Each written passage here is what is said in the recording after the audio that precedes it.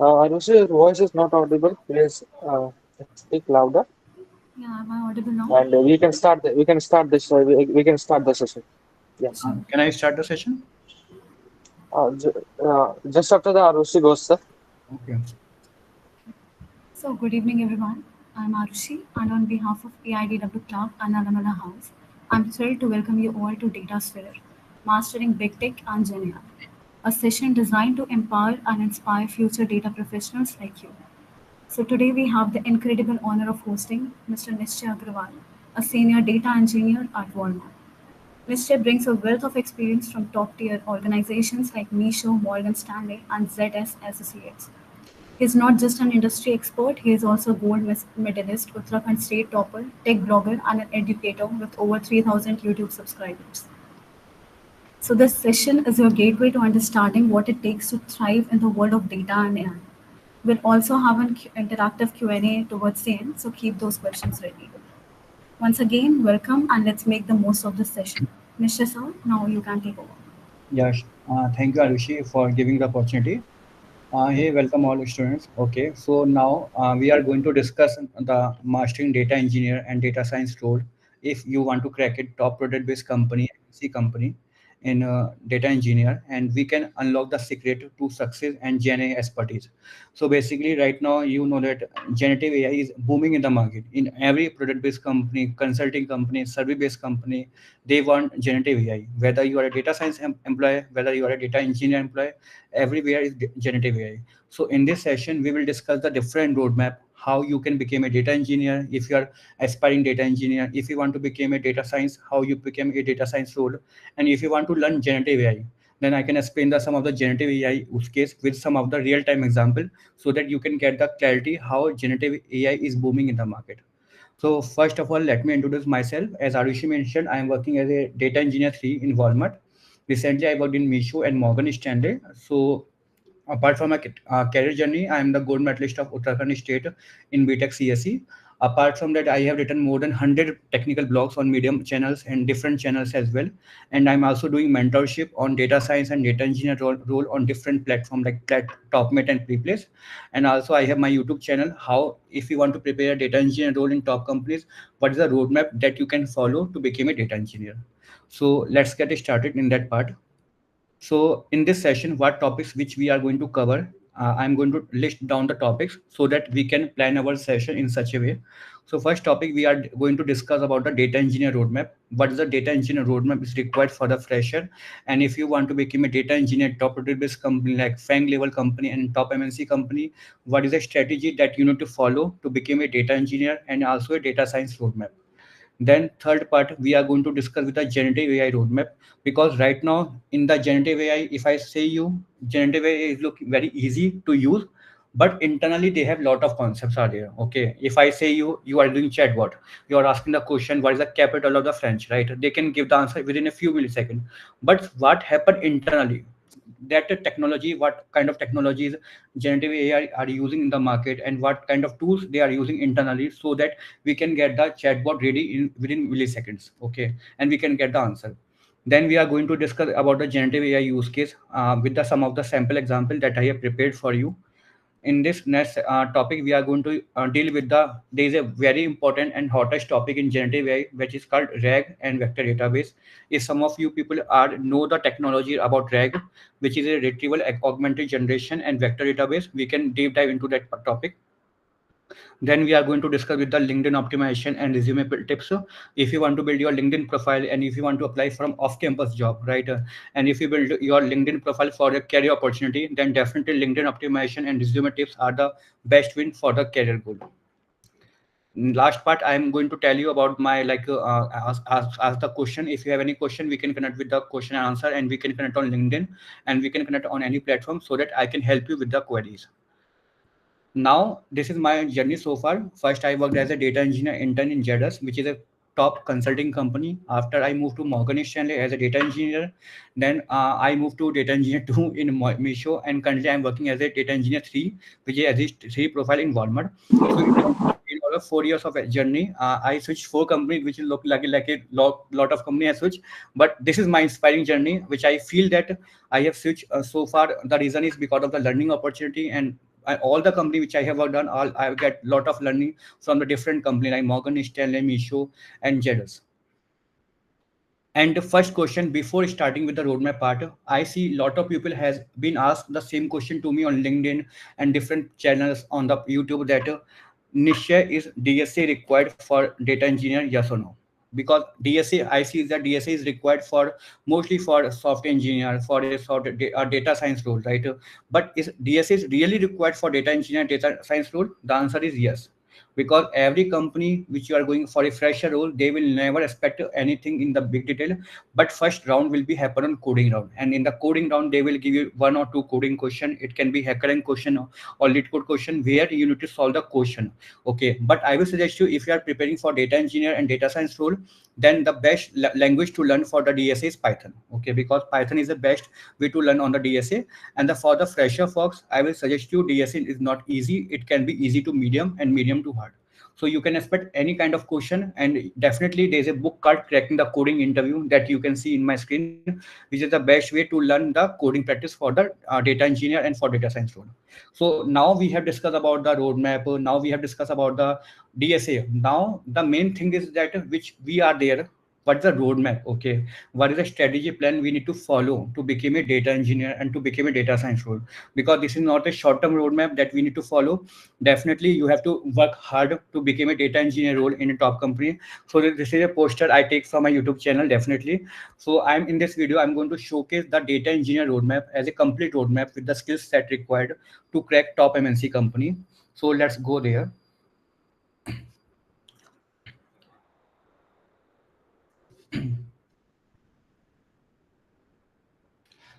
Yeah.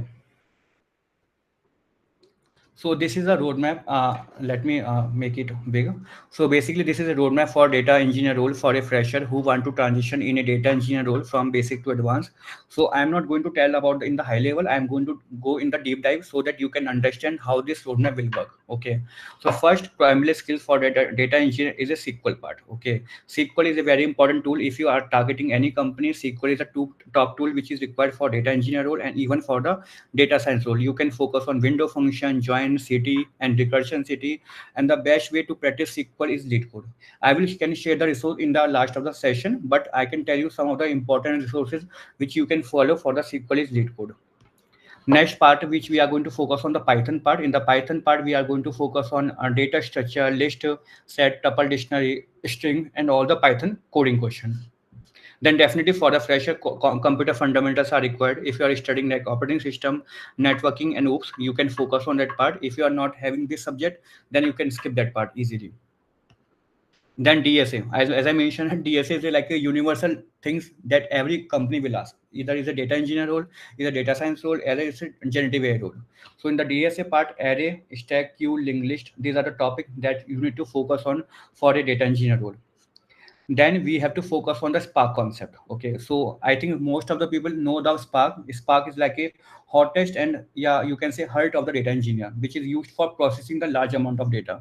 Let's suppose we have Amazon, very big MNC company, like e-commerce company, and they are dealing with petabytes of data, right? So in order to analyze the data, in order to transform the big amount of data, then definitely we need a Spark framework. So in the Spark framework, we have to deal with all the topic which I have listed here.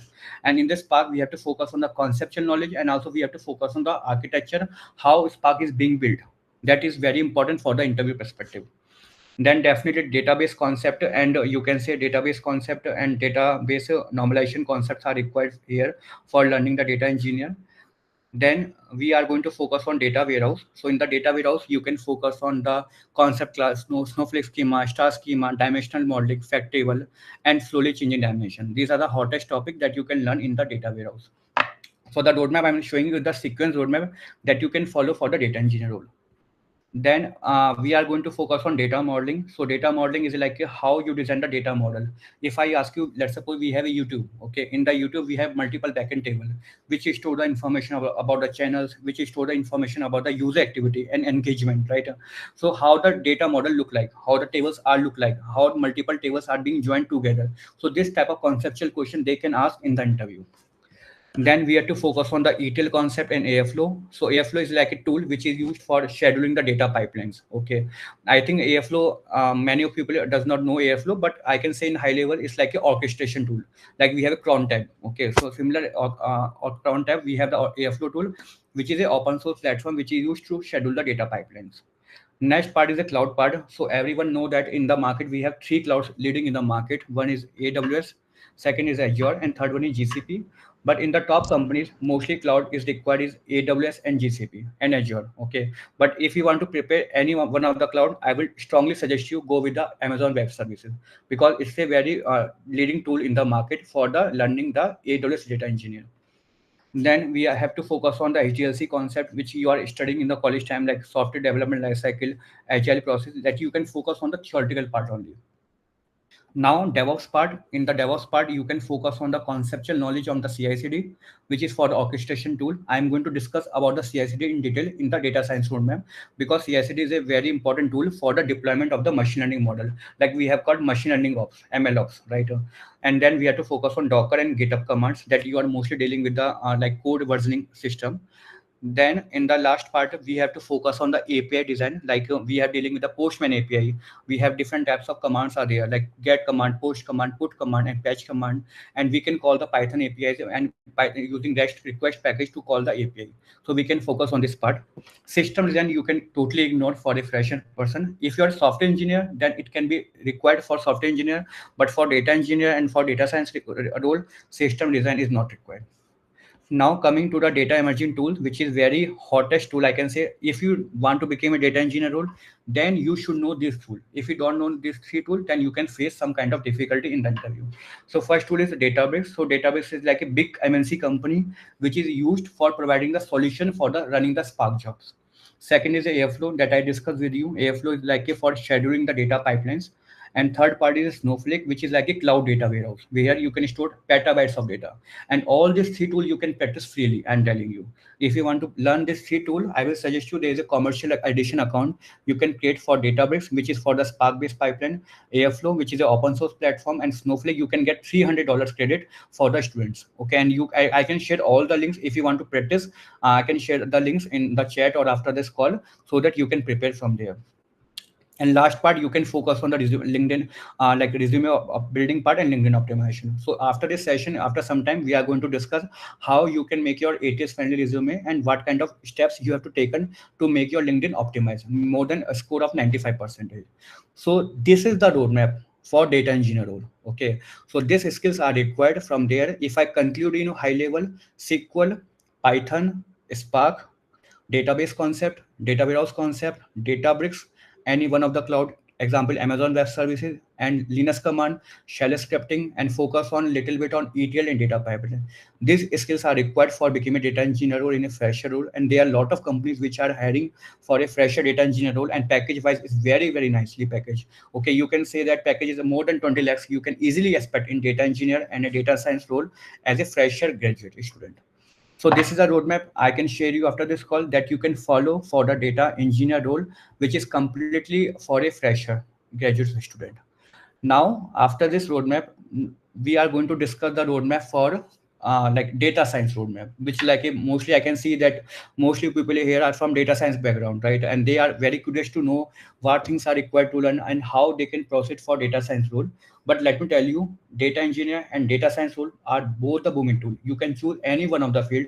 I will strongly suggest you if you want to become a data engineer or a data science role, follow this roadmap. Definitely you will get the success and make have the some dedication in your life so that at least take 2 hours daily basis for the study, because if you don't study and if you study before exam, does not make sense if you are a fresher student or a college student. Okay, so I will suggest you focus on the learning from the basic to advanced. Don't directly jump to the advanced topic, because in the college time I have seen the people, they only focus on the advanced topic, but their basic and foundation knowledge are not clear. So fundamentals are very required. If you are focusing on data science like machine learning, deep learning, basics are very required. If you don't know the basic, then it's not use case of tracking the good company, because big company for the fresher, they will expect tough coding question plus fundamentals of data engineering and data science. That is more than enough for cracking good company.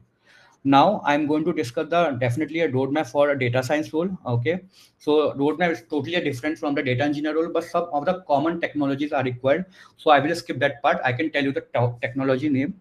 So you can see in the data science roadmap. So first technology is SQL, okay, and Python, which is a and computer fundamentals, which will never change. Whether you are applying for data analyst role, business analyst role, data engineer role, and data science role, SQL Python is a universal thing. And first round will happen on coding round, SQL, Python, and data structure and algorithm.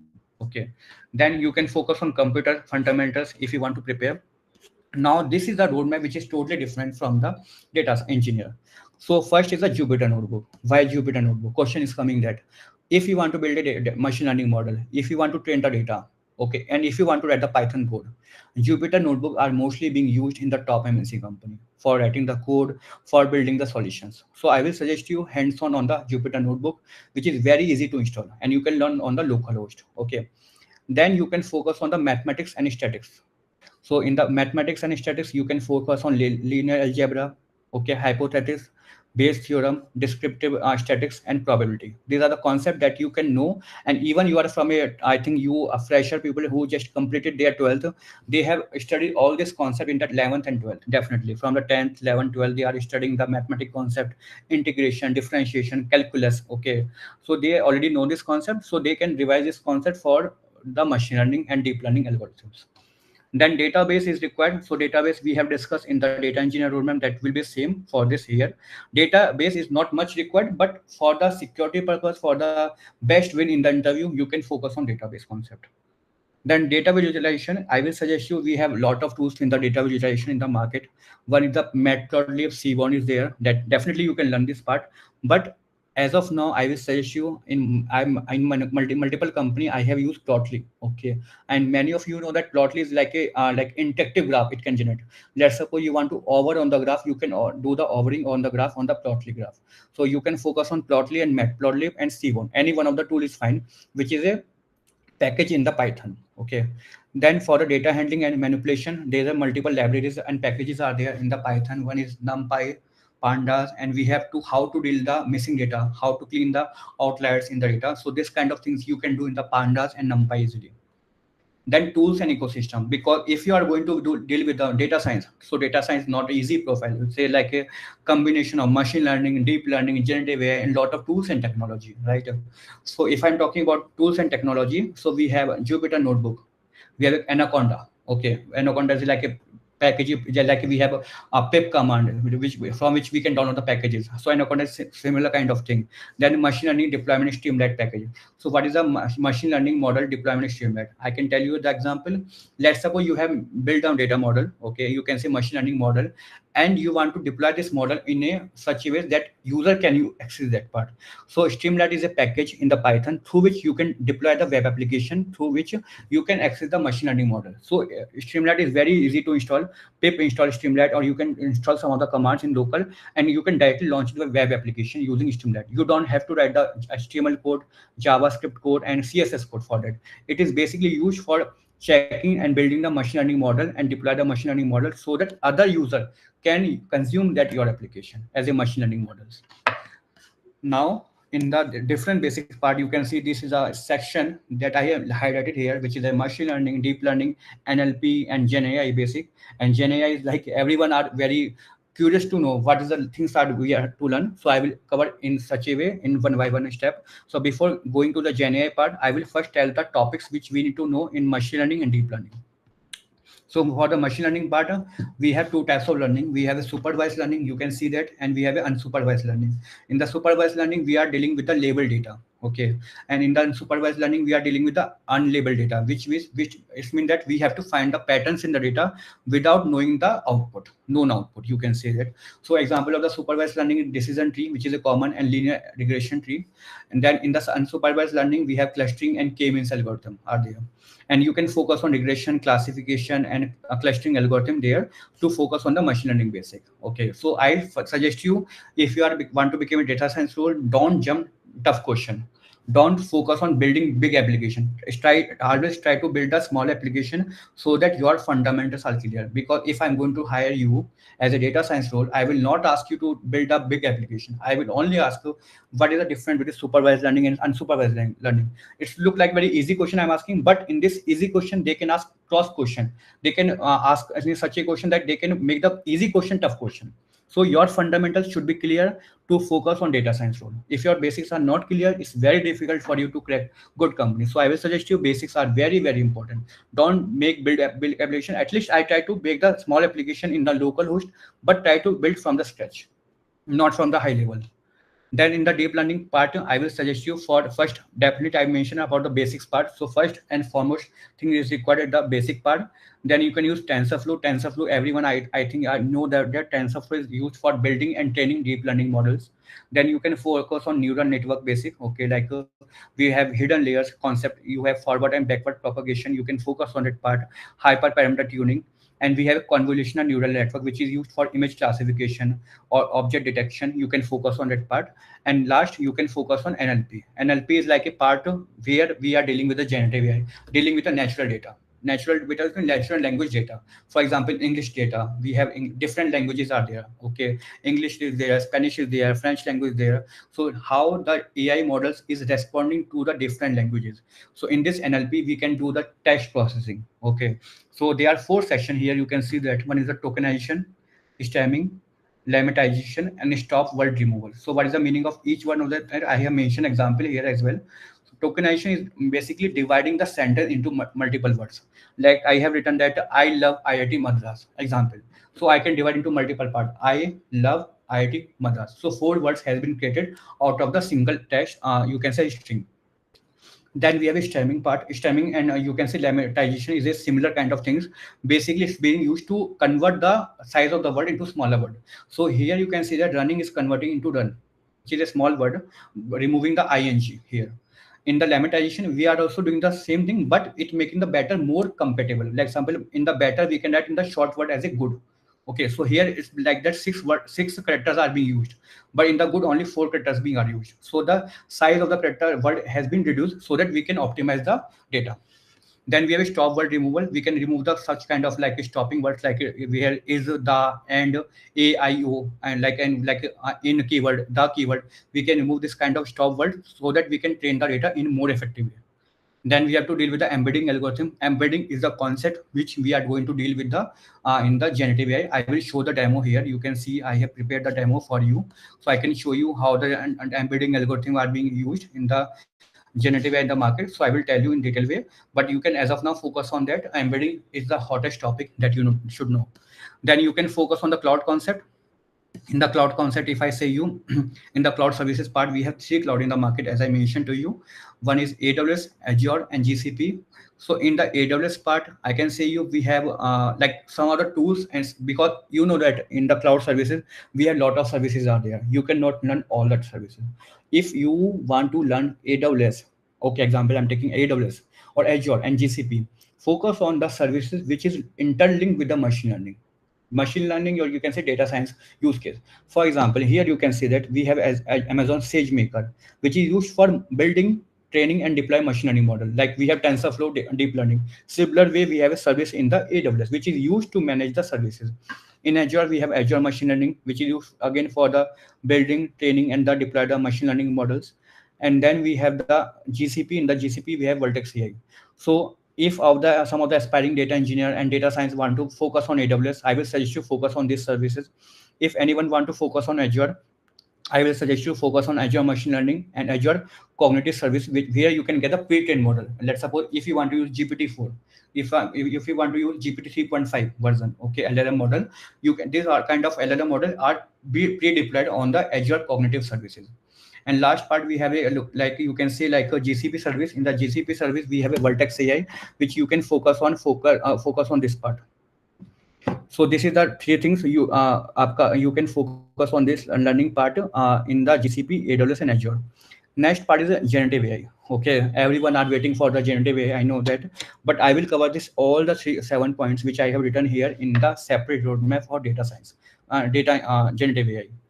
Then HDLC DevOps part. DevOps part is very very important. I'm telling you, for machine learning engineer, or you can say data science engineer or deep learning engineer. Why? Because if you have the data preparation, then you train the model. After training the model, you have validated the data. Everything is ready. Now the main purpose is that our model is ready, but our model is with us.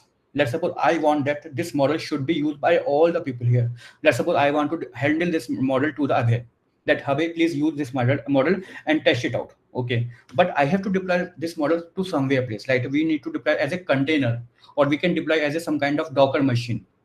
So Docker is like a containerization tool where you can deploy the machine learning model as a container, or you can deploy the machine learning model, or you can say deep learning model using some kind of tools. So in the market, which is a machine learning operation, MLOps. I think you have heard that. In the MLOps, there's a one open source platform which is called MLflow. You can use for data preparation part, for model training part, and for validation to deployment part. And let's suppose you want to monitor the data model. Let's suppose you deploy the model on some kind of container and model is running, but how you will monitor the data model and machine learning model. So monitoring the part is coming from the CI/CD part. So for that we can use a machine learning operation model for monitoring the data model and machine learning models. And last part definitely is the API part, because APIs everywhere are using. If you are building the machine learning model and you want to curl the data from the HTTP website, from the website, from the HTML page, definitely you need a web scraping tools and like a request package for dealing with the API's data. So definitely you can deal with the API, and learning the API is very easy. You can learn in just 1 day. And last part, you can focus on resume building part and LinkedIn optimization, because you have learned all the things, right? You have prepared the food, right? Example, but you want someone to send this food to other people, right?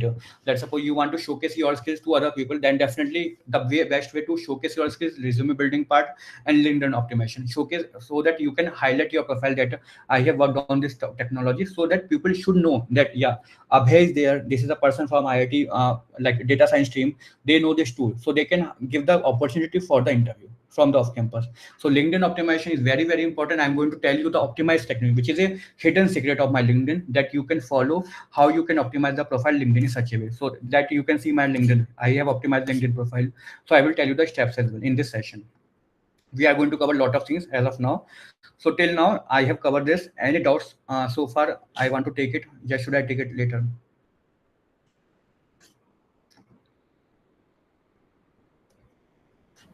Abhay?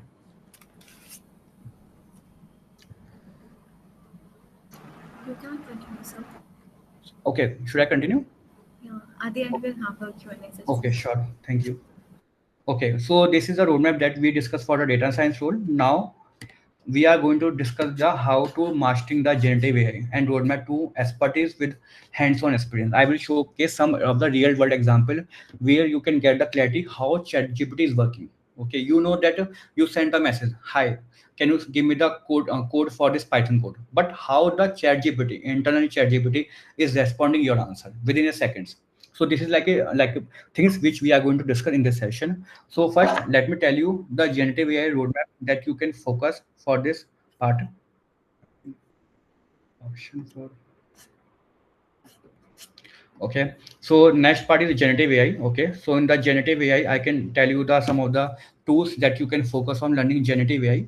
So in the generative AI, definitely SQL, Python, mathematics and calculus are the common skills for the data science are same, but and machine learning basic and deep learning basic that we have discussed, that we have neural network, TensorFlow, we have Keras and PyTorch applications. Okay, and we can deal with the supervised learning and unsupervised learning in the machine learning deep learning models. Now we are going to deal with the generative AI. What is the main use case? So first part is an open source GenAI model. So if you want to become a generative AI expert, okay, if you want to learn generative AI, first thing you should know what are the different open AI and Gen AI models are available in the market. Okay, for example, for the text generation part, let's suppose you give, hey, ChatGPT, can you please write a Python code to convert the string into list? Example, simple ask question you ask. So this like a ChatGPT understand your prompt, user, which is called user prompt. They will generate the response to the user. Okay, so internally they are using some kind of large language model. Okay, so for the large language model we have a llama 2 and 3, which is a Meta's large language model, which is developed by the Facebook. Okay, then we have a Mistral is like a very small like large language model which we use very less frequently, but we mostly use llama and 2 and 3. And for the image generation and for the multimodal generation, what is the meaning of multimodal generation? Dealing with the image generation, text generation, and video generation, any kind of data.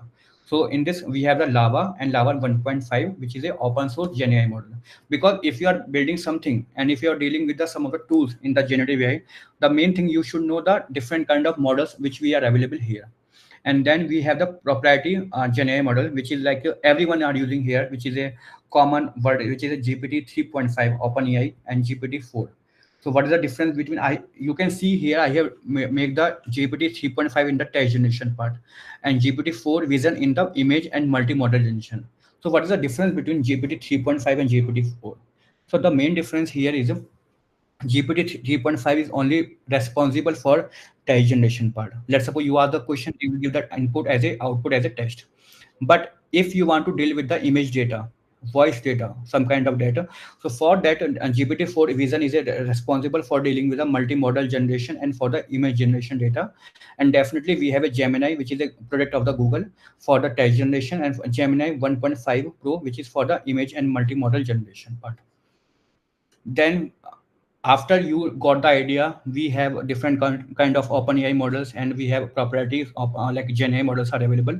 Now we have to understand the concept. Okay, concept is that what is a generative AI? Okay, what is a large language model? So you should know the internal architecture, okay, of the GPT. Okay, GPT's full form is generative pre-trained transformer. So basically in the neural network, if someone has studied that, we have a concept called transformer. Okay, so GPT is based on the neural network, which is a deep learning model, right? So how the GPT model is being trained? Okay, what is the internal architecture? So internal architecture, we have a foundation architecture which is called transformer. Okay, so how this transformer working? So then we should understand the concept of fine tuning.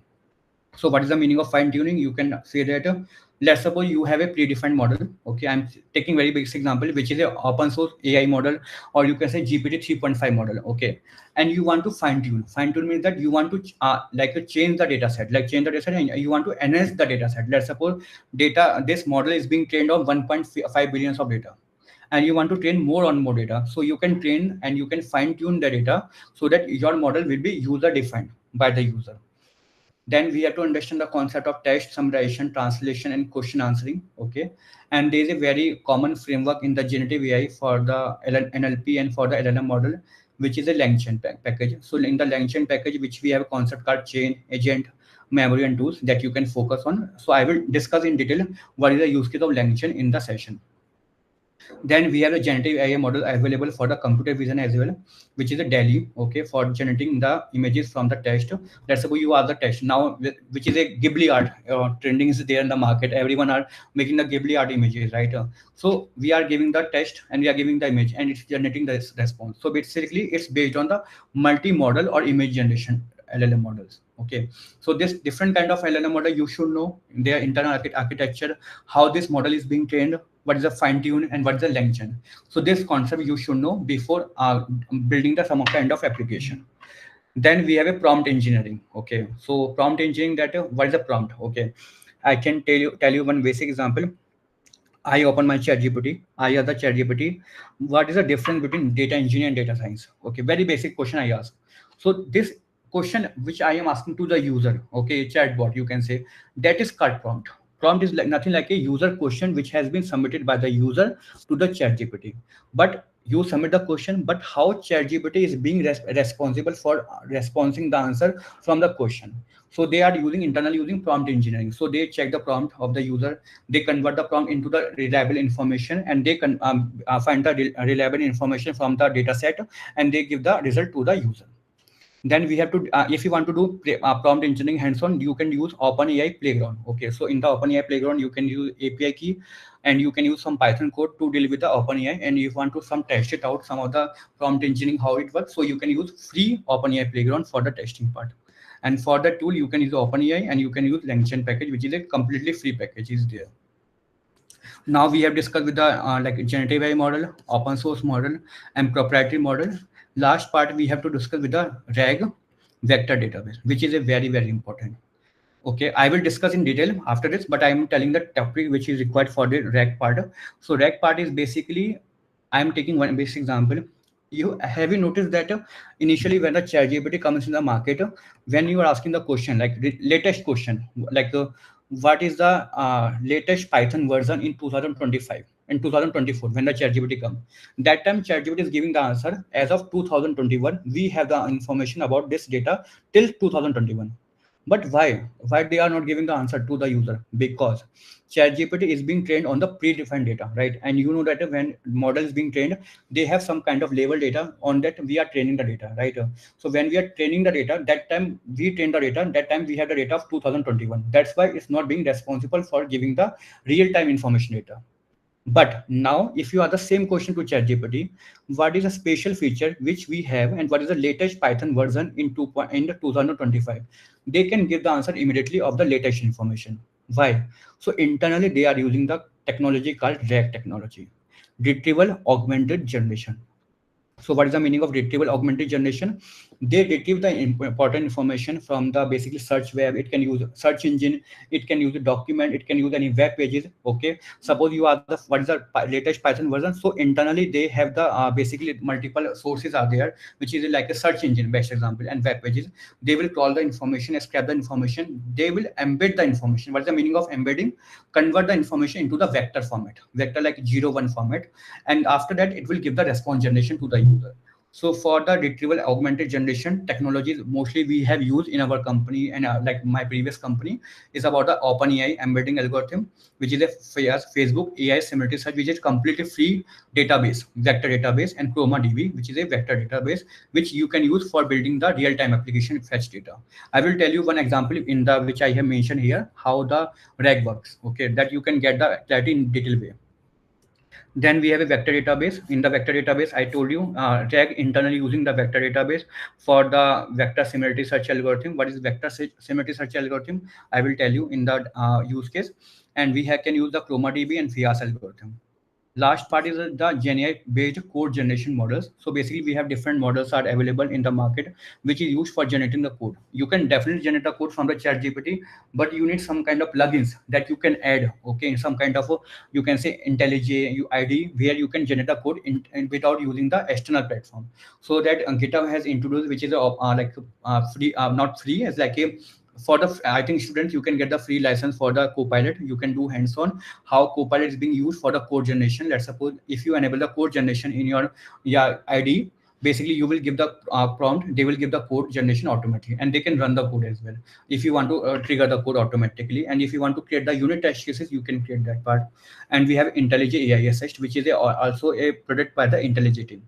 So this is the roadmap. In high level, I can say that first you need to understand the open source model, proprietary model like GPT 3.5 and 4. Then you need to understand the prompt engineering concept and internal architecture of a GPT, like what is a transformer, fine tuning concept, and hyperparameter tuning. You can understand that concept. After that, you can focus on the vector database, and you can focus on the RAG model. And generative AI generation model you can is a optional part, it's not required, but for the hands-on purpose you can try to explore a Copilot tool, which is a GitHub tool which anyone can use, and even for the student you can get freelancers as well. So this is the roadmap, that is the data science and data engineer, and we have talked about the generative AI expertise roadmap right now. Now I'm going to deal, we have discussed the data engineer roadmap, then we have discussed with the data science roadmap, and now we have dealt with the generative AI roadmap. Okay, so after these three roadmap, then now we are going to do some kind of exercise. Okay, hands-on, you can say that, understand the architecture, how the real world use case GenAI is working by combining GPT models, okay, RAG architecture and vector database, okay. And if you want to build some kind of application, if you want to do hands-on, I will suggest you can do hands-on as well. I can tell you the resource where you can do freely learn, okay. I have find the best course for you which you can learn the generative AI in the easy way, and you can get the certification freely as well, okay. So GPT-4, FIAS, RAG model, LangChain, which is a orchestration framework, prompt engineering, and we have some of the embedding algorithms are there. Like we have test embedding algorithm is there, which is OpenAI algorithm, and we have a mini algorithm. So this all the packages are available free. GPT-4 you can use freely, okay. Like API, I think GPT-4 is not being used, then you can use GPT 3.5, then time algorithm, and we have different kind of open AI algorithm which you can use freely. And also for the vector database, Facebook has provided the vector database which you can use freely for the hands-on. So these things you can use if you want to build a small chatbot for the learning purpose. You can set up in the local, and you can do a lot of things and playground along with the chat GPT and chatbot models. So I'm going to take one very hot use case of the, you can say, of the generative AI, where you can get the more clarity how the generative AI is working internally. So hope you can see my screen. Let me make it big. Yeah. So basically, I have written the message card how GenAI GPT responds to user prompt. Okay, so as I told you, we have two types of data available. One is a GPT trained model data. GPT trained model data, when the GPT model and LLM model get trained, so basically we have to train the data on some kind of data set, right? So that we can get the weight and facts, right? So by using the trained data, we can get the information. Second information is that RAG. So you can understand this line. This is necessary when the query return current to up to data. For example, you ask a question which is for today's question, okay, but today data is not being trained by the GPT, right? Because GPT example has been trained on the 2021 data, but you are asking the question with the real time information. But using the RAG technology, you can fetch the real time data. So I'm taking very basic example. I have added the screenshot as well.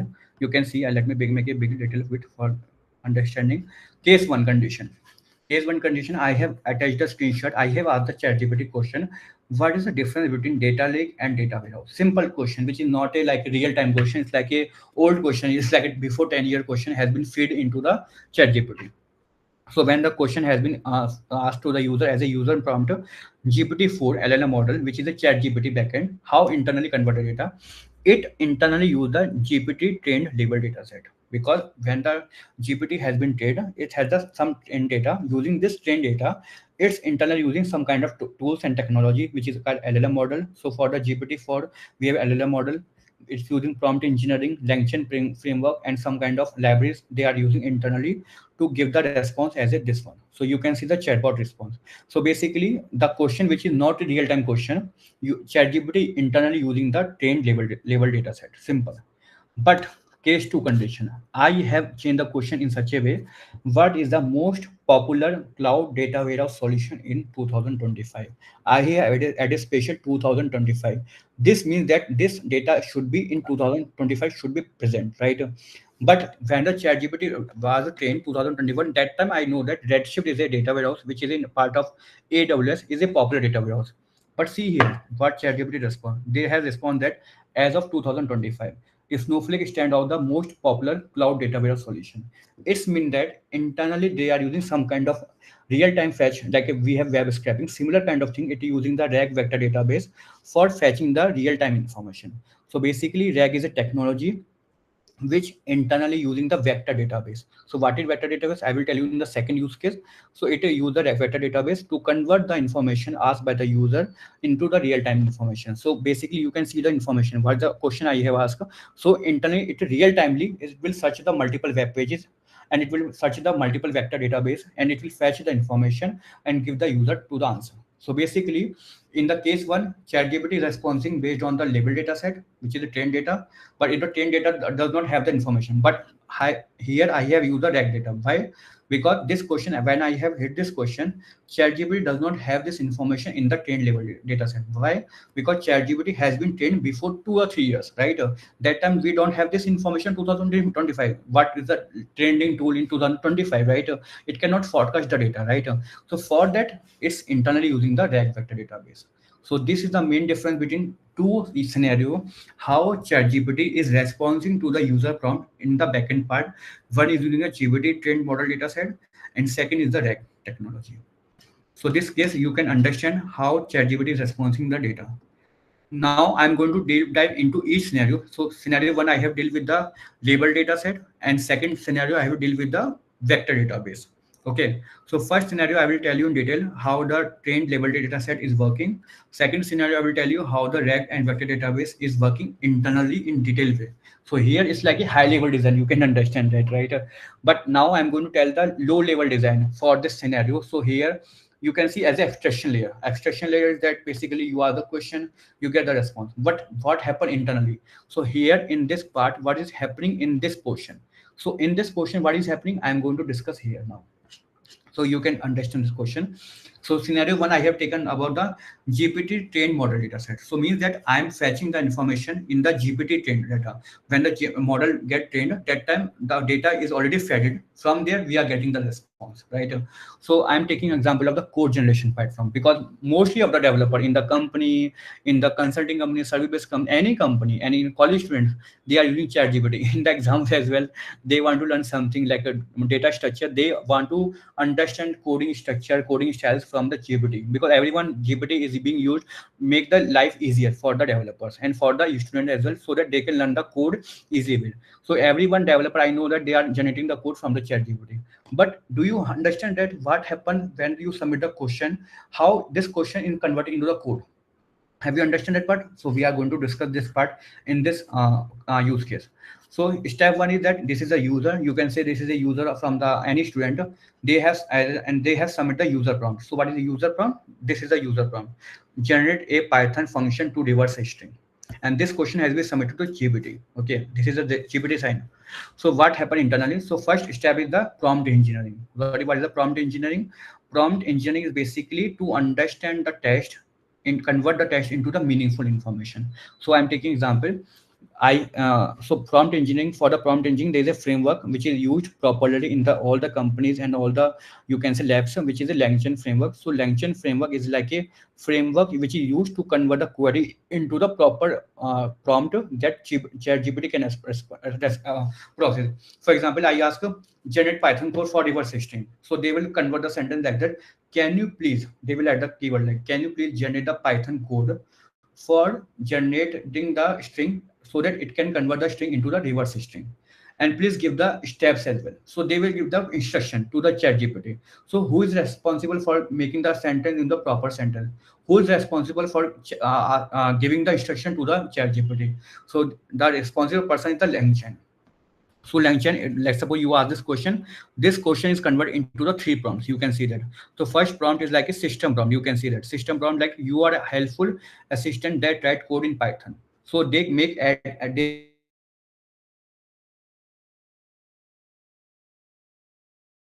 features in the Python. So you are a Python, you can say Python code generation platform. Okay. Second, they have given the user query, generate a Python function to reverse a string, and they are giving the instruction to ChatGPT, because ChatGPT is like AI. They are like a dumb. We have to give the instruction, ChatGPT, please do that. So what kind of instruction they are getting?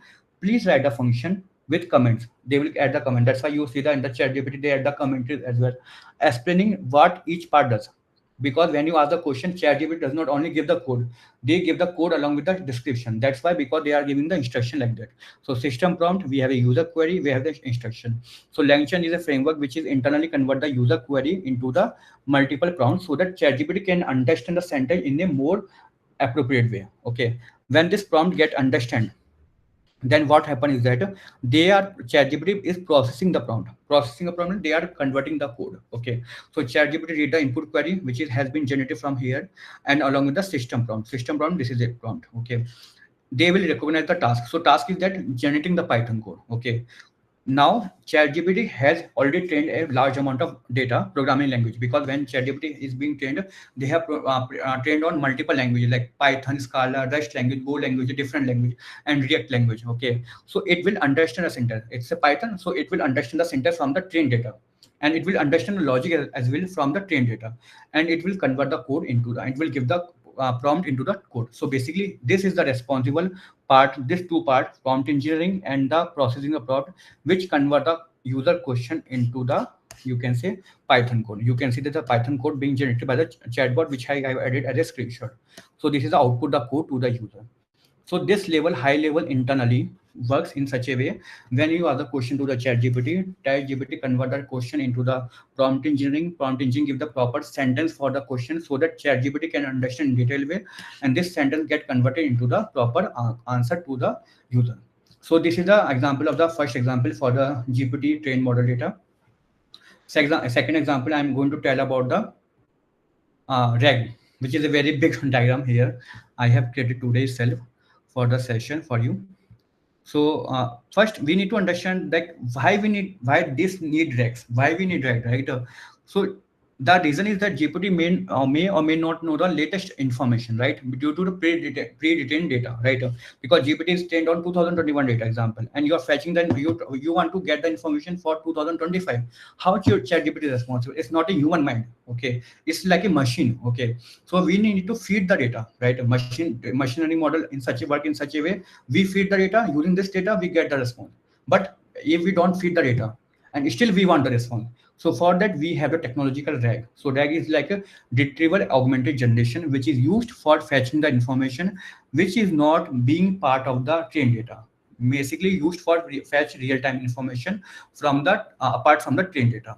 So I am taking different scenario here which you can correlate with your practical life, because I am taking all the three scenario which you are using daily basis. I did not take any big example because I told you fundamentals are very required, okay? If I take big example, you will learn, but the thing is your basic will not clear. So that's why I take very basic example so that you can get the clarity how these things are working internally.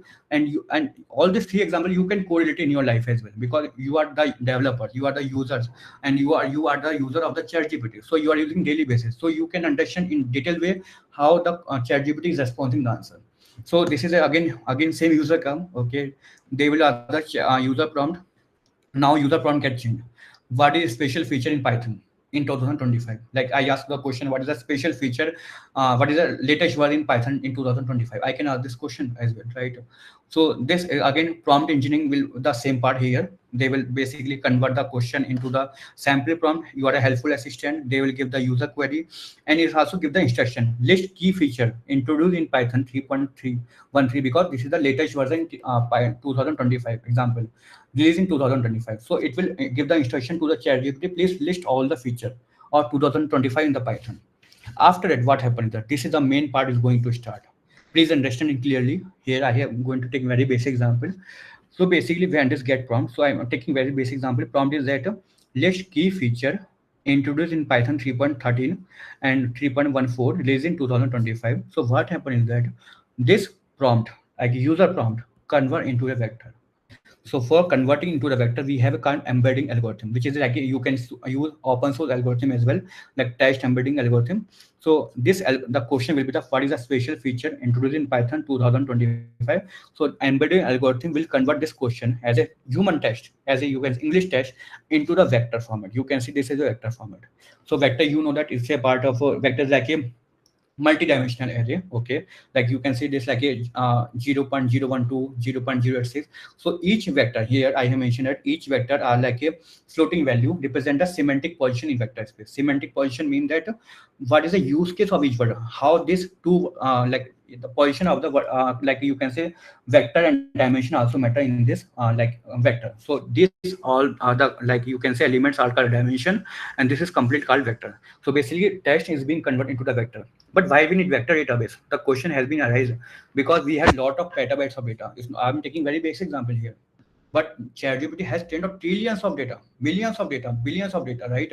So storing the all the information as a proper text is very cost, you can say cost not optimized, okay? Storage cost will be high, very high, right?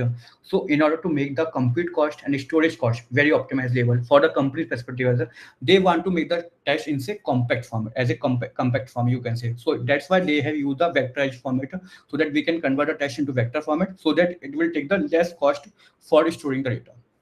When this data get the, so basically now second step we have convert the prompt into the vector format. So what next? Now we have to compare this vector into the vector database. So basically here you have can see that we have a vector database. I'm taking example Facebook data vector database. In the Facebook database, let's suppose we have different documents are there. For each document we have created the embedding. Embedding means that what is the meaning of embedding? I told you embedding means that converting the input text into the vector format. Okay, so here you can see that this is input text. We are converting the input text into the vector format. So we have a vector database which consists of the information related to document related with the embedded vector. So now we have the sample vector database which is store the embedding information in the vector format. So basically what happens is that, let's suppose I ask this question, what is a special feature? So this question has been hit to this database. Now it will, now you can see that this is a graph you can understand it. This is a user question, a special feature in Python 2025, right? So in this question, this question is literally matching with the Python 3.13. So you can see the distance of this question with this is like a little bit closer, right? So basically it internally use the similarity search algorithm called similarity search algorithm. So what is a similarity search algorithm? Which is used to compare the input, the user prompt vector format with the vector stored in the vector. For example, we have a example, taking example, I have asked this question, what is a special feature in Python? The vector format I'm taking is the example for the easy way, it's a 0.1, and we have different vectors are being stored in the vector database, right? So for example, one test is 0.2, one test is 0.3, one test is 0.4. So what happens is that it tries to compare your prompt vector with the vector stored in the vector database. So let's suppose we can get the 0.1 is closer with the 0.2, so and 0.2 is closer with the 0.1. So like in the example you can see here, right? So it will fetch the relevant information which is very closer to this information and give the response to the ChatGPT. So basically it will retrieve the top k matching documents. So for example, I get one document which is matching with my question as a very closer document, so I will fetch the information. Then this document are now inserted to the ChatGPT again. So ChatGPT, what it will do that it will again create the user prompt. Okay, they will give the context that this is the like feature we have get, and this is a question. So ChatGPT using user in prompt and like the data which we get from the reg give the answer in the concise way. So because ChatGPT, you can see that when you ask the question, real time question, it does not give the irrelevant information, right? Because in the document it can be something. Here you can understand that saying that we have the data stored, right? Let's suppose I ask the question, what is the special feature? In this question, they are the question which we have asked, you ask the user. The question can contain different kind of information which is not relevant to the question, right? So why we need to like show this information to the user? So ChatGPT convert the undefined data, you can say, into the refined data, you can say clean data, as a which is a part of transforming the real-time data. Okay, so basically the information which is only required and concise information give the end user. So basically you can see the output like that. So I have attached the screenshot as of 2025 latest Python version is 3.13. Okay, and you can show the output here. So basically in this example we have understand that how reg, which consists of vector database similarity search algorithm, is being responsible for fetching the real-time data which does not exist in the pre-trained data which is trained by the ChatGPT.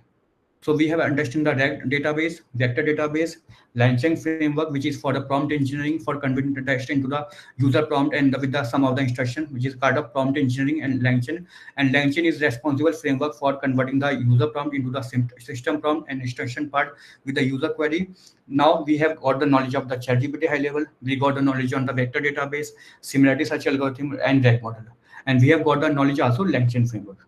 So now we are good in the high level design, how ChatGPT is being used internally and work properly. I have taken this example only for your use case because this ChatGPT are used by all the developers, right? And they can correlate it and they can do hands-on as well how this is working. But if you want to build this kind of application, I can have the multiple session with you in future as well. Okay, if you want, in that session I can tell you how we can build real-time examples. So I can show some demo how we can build some kind of real-time example and some kind of basic chatbot which you can host in the local host, and so that you can get the hands-on idea for the ChatGPT. Now, last part I'm going to discuss with the LinkedIn profile optimization for cracking top role in top database company and FANG company. And last part I will discuss with the resume building part. So then we will close the session and then I will take the question and answer. So LinkedIn optimization, this is my LinkedIn profile. All are welcome to connect with me on LinkedIn. You can send me a LinkedIn request. We can connect there. So the first optimized way to make the profile is a having the professional journey in a heading. You can see here. So here you can see that I have the line cut data engineer 3 in Walmart, then Misho and Morgan Stanley, and then Gold Medalist. So you can make a, if you're fresher, you can like write the line like that: data engineer enthusiast, data science enthusiast, like that, with expertise in data engineer, SQL, Python, like that. You can write this line in the heading. Okay, and you can add the college name. Let's suppose you are topper in the college. Okay, I'm the topper in college. If you are a topper in college, if you are getting highest percentage, achieve some kind of hackathon award, you can add your achievement in the heading section. Okay, make a poster of the LinkedIn in a better way. It look like more professional, related to your profile and related to your achievement. Let's suppose you want to become a data science, you can add a data science poster. If you want to become a data engineer, you can add a data engineer poster. Okay, then you don't try to add your college name here. Okay, then add your about section. About section is up show about your expertise in the skill. So I have add all the skills which I know in data engineering and data science. I have added here. And also if you want to showcase some of the highlights, okay, like what kind of achievement you have done, you can add here. Then you can try, I will suggest you try to make more posts on the LinkedIn. Okay, because when you do more and more posts on LinkedIn, it will give you a better idea. So big example I am showing here, this is my LinkedIn. Okay, I have added a lot of posts here, like about my achievement in my college time, achievement of my home ceremony. Okay, my awards, my like public in the Times Square. I've got published in Times Square as well by the top mate. So you can add your achievement in the LinkedIn profile as well, so that people will look like that this is a person has achieved a lot of things. They will try to connect with you for the better opportunity. Okay, so and you can feature this profile the post on the profile. Then if you are a fresher and definitely you don't have experience, but if you are doing internship, try to add an internship with a certificate here. Okay, then education, don't forget to add your percentage. If you have good percentage, then add. If you don't have good percentage, then you can skip that part, but I will suggest you try to add percentage for 10, 12 and your BS. Okay, then license certification is important. Then try to add your projects which you have worked on in your college time. They will not like look for the big project. Easy projects okay, but try to add your project with the GitHub link. Okay, and if you have done some kind of research paper publication, you can add, like I have done publication in different IEEE and Springer. You can add your publication here, and you can take the recommendation from your college student, from a professor, so that they can recommend your profile on LinkedIn. Like I have got a recommendation from my previous company, and add your skill section here. So these things you can focus to make your LinkedIn more optimized way, so that you get the more attraction and more impression on the profile. This will help you ultimately in your career goal. And this part no one will tell you, because this is like a hidden talent, and that you can use, okay, to build your profile more better way and get a more opportunity call in future. And last part is about the resume building part, resume optimization technique. Okay, so I will suggest you highlight your technical skills. Okay, so basically if you have a lot of skills, don't add all the skills required in data engineer, don't add all the skills required in data science. Add only 5 and 6 skills which is very confident in you. Okay, and you can say which you have the confidence in that skill. So let's suppose SQL Python is compulsory, don't skip SQL Python, because it's a compulsory, and you can say very important skill for data engineer and data science role, and for GenAI role as well. Then you can add for machine learning and deep learning skills in your data. Showcase your professional experience. If you have the fresher, then definitely you don't have professional experience, you can skip that part. If you have done internship, you can add that part. Then add the certification as much you can. That certification, your hackathon, your lead code profile, you can add your profile. Then your make your profile in concise way. Don't make the resume 2 pages. Try to make the resume only 1 page, so that you can get more interview calls. And last, you can add your certification and achievement. A well-crafted resume can give you a chance to get the directly interview call. Okay, so I will suggest you in high level, make 1 page resume, highlight your technical skills. Don't make resume in more colorful way. Make the resume in very like easy format. I can share the format as well, which you can use after this call. Make the format more readability. Okay, make the resume more concise way. Add the relevant skills only, and add your certification and achievement in your LinkedIn profile and resume building as well. And if you want to definitely connect with me, there are multiple platforms you can connect with me on LinkedIn, TopMate, Preplace, and you want to connect read my technical blogs, you can follow my Medium articles, and you can subscribe my YouTube channel, and we can connect on LinkedIn as well. Definitely, I'm open to take the question from you. And you want to read my like interview experience in different companies. Like I have given the interview in Apple and JP Morgan and like other companies as well, like Morgan Stanley. Me show you can follow my technical blogs article what kind of question they have asked to me in the data engineer and data science role. And for last thing, I want to thank you for all for attending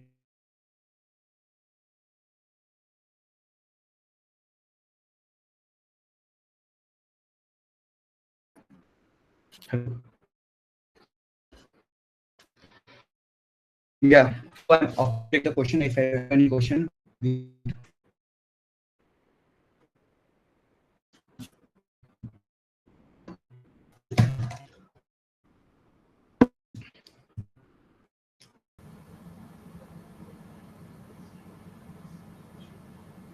You all can ask the questions or just drop it in the chat box. What about experienced people trying to move to data science people?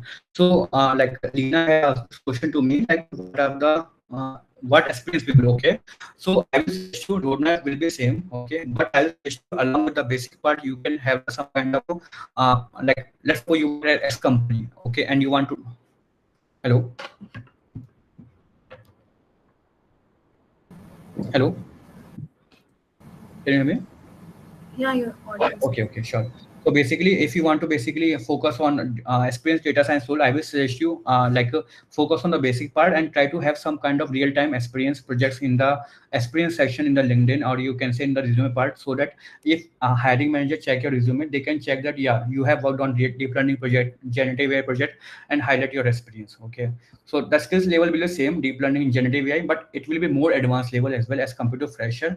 So the roadmap along with the same. Then next question we have option for experienced software engineer who are new to data science and data learning. So definitely software engineer, like let's suppose you are an experienced software engineer and you want to move to a data science role and data engineering role and you want to learn that part. So definitely software engineer, and the common thing in the software engineer and data science is the coding part, and that is the DSA part. So that is you don't need to worry about SQL, Python. You can focus easily. Okay. After that, I will suggest you the roadmap I have shared to you.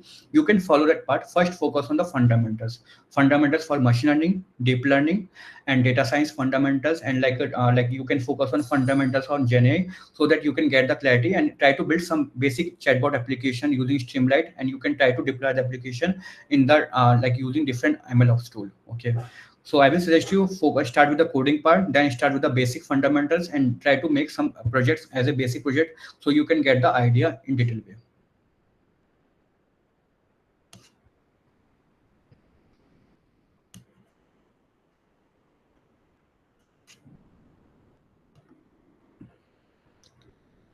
Any more questions? Yes, sir. Can you please suggest some courses on generative Yeah, AI?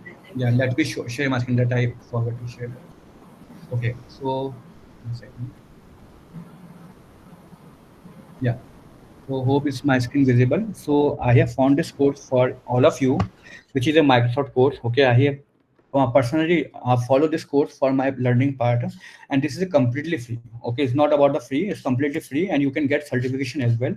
Okay, what you can do that this is a roadmap here. Show what is the course setup you can do setup, and also there's a video lectures are available. You have the articles as well. If some people are comfortable in reading the article, they can profit the article, and some people are comfortable in following the video lectures, they can follow the video lectures. Okay, so these are the courses links are there. You can follow the roadmap for these courses, like from starting that I show you GenAI introduction, then prompt engineering, then text generation application, then you can build the chatbot application for the use case, then you can do the hands-on on RTAC model and vector database model. We have different kind of open source models are there, AI agents are there. Then you can build some kind of LLM models application. So you can follow this code. This is the best course I will suggest you. I have shared this course with the Harsh. Harsh can share this course with you. And I will suggest you go blindly with this course. This is the best course I have seen for the freshers, especially for the beginners in data science and data generative AI. So they can follow this course, and this will give the clarity, and you can follow video lectures and articles both, and you can do hands-on as well in the labs.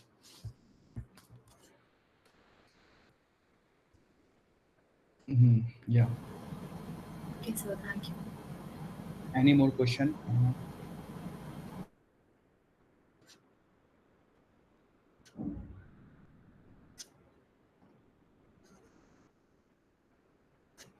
let me put all the links 1 second. Should I put here? Yeah, where? Let me put all the links here.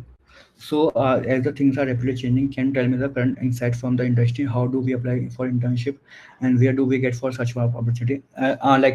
Sohail, I will suggest you for applying for the opportunity and for the internship is the best way is the LinkedIn. I'm telling you, I have got all the interview calls from LinkedIn, and LinkedIn is the best way through which you can directly apply for the good company opportunity. You can directly reach out to the recruiters. You can directly reach out to the employer who can give the reference, and even you can reach out to me for the reference in good companies. I can help you definitely. And coming to the technology part, definitely your answer is correct.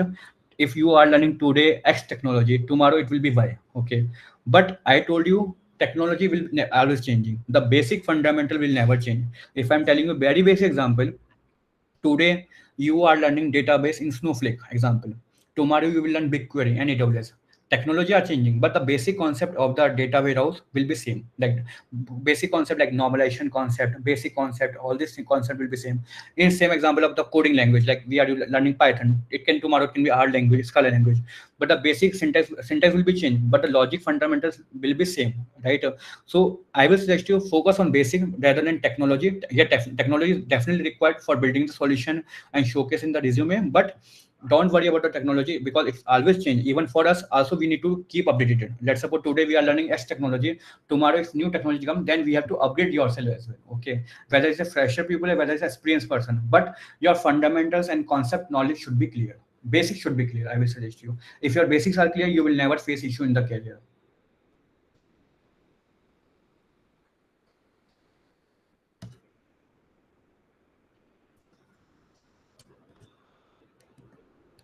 Okay, let me share this link to you. Okay, that roadmap I have show so that you can watch this roadmap for your career. This roadmap for this is for data engineer, this is for data science, and this is for data engineer. Okay, this three roadmap you can follow. And if you want PPT, I can share the PPT with Harsh and Arushi.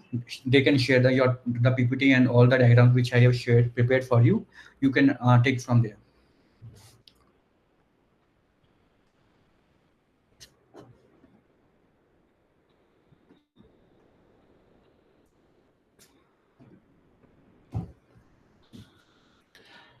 Any more question? Thank you, Alok.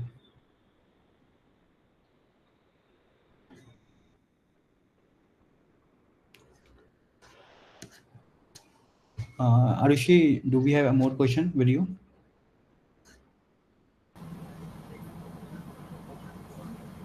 Do you all have more questions? You can ask. Arushi, we can in the mid. Yeah, sure, sure. Yeah, please. The conclusion session, please. Yeah. So thank you so Okay. much, Nishchay, Let, so let for that me get the input. access to the PPT. There are someone asking the access. Let me check that 1 second. Share. Can view. Okay. Share. Yeah, I have given the access. You can follow this. Can view this one. Can. Yeah, I have shared like access to all the PPTs. You can do that.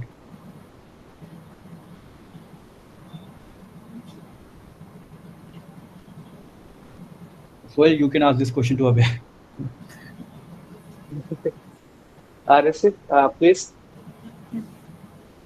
So thank you so much, Nishchay, so for that incredibly insightful session. On behalf of the AIDW Club and Nallamala House, I want to express our heartfelt gratitude for taking the time to share your journey, your wisdom, and your practical advice with us. Sure. From Thank. understanding the must-have skills for data and generative AI roles to navigating the flowchart which you made for us to understand the things from the basics. That was really wonderful. So, to everyone who attended, thank you for being such an engaged and curious audience. And let's take what we have learned today and turn it into actions. Once again, thank you so much. And thank you, Thank you, everyone. everyone. Thank you, Arish. Thank you, Abhay. Thank you, everyone. Uh, stopping the streaming. Stopping the recording. Nishchay, I will be sharing with the recording link very soon.